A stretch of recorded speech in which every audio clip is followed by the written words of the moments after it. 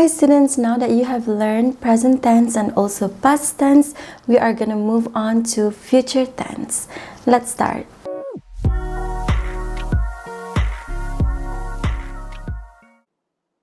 Alright, so today we're going to discuss about future tense.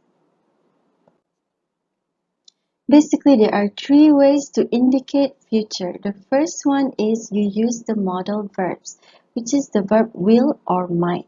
If you are sure of something, you're going to use will because will means akan. But because this thing happens in the future, sometimes you are not so sure of it. So if you're not sure if it's going to happen or not, you can use might. Basically, might is equal as maybe. Might maksudnya mungkin. The second way to indicate future is to use the verb to be, like is, am, or are, and then you add going to, and then you add the verb. Look at the example there. Is going to happen. For example, this is going to happen next week. The third way to indicate future is to use present continuous, and then you add the time. So if you remember, we learned about present tense in the previous chapter. So present continuous tense is the one that has the verb to be, is, am, or are, and then you add ing, and then you add the time. So look at the example there. Is opening soon. The shop is opening soon. Okay, here are more examples for the three ways to indicate future. The first one, modal verbs. Remember these two words, will or might. The store will open soon. The second way is to use the verb to be, is, am, or are, depending on the subject, and then you add going to and then add the verb. Be means verb. The store is going to open soon. Kedai itu akan dibuka nanti. And the third one is to use present continuous, which is am, is, are, and then you add ing, and then you add the time.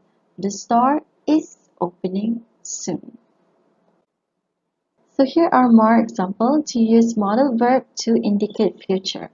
I will call you on Monday. When you're sure of something, just use will. Number two, you use might whenever you are not sure that something is going to happen the way you want it to be. I am going to propose to her, but I am nervous. She might say no. Saya akan melamar dia, tapi saya nervous. Dia mungkin akan cakap no. Number three, she will go to prom with me. Number four, they might cancel the game because it is going to rain soon. So basically, if you're sure of it, you're going to use will. If you're unsure, just use might. Okay, so here is an exercise that you can do on your own. Make a sentence using the modal verb will and also might. So buat satu ayat menggunakan will, lagi satu ayat menggunakan might. If you are sure that something is going to happen, if you're confident about it, just use will. If you are unsure, you can use might. Okay, so here are the answers, example for the exercise that you did just now.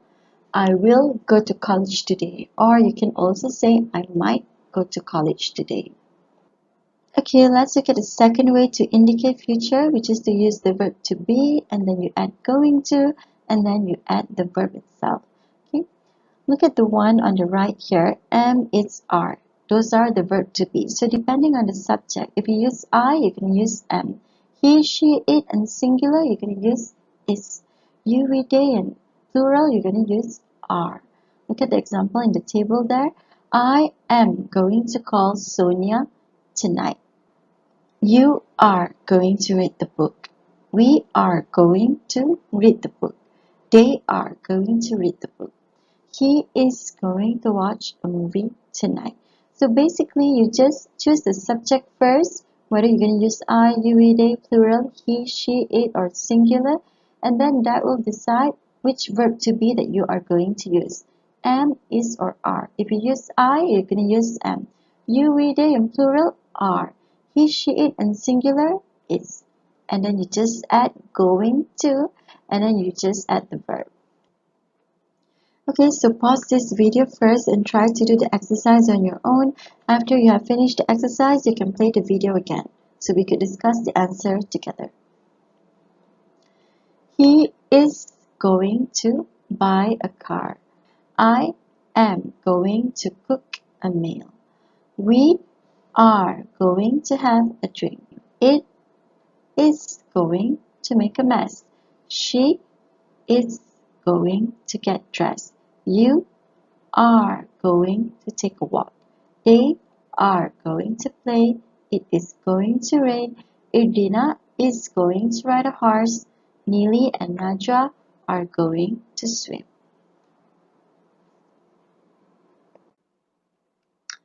Now, here are the third way to indicate future. First, we use present continuous tense. If you still remember, present continuous tense is the one that has ing, and then you indicate the time.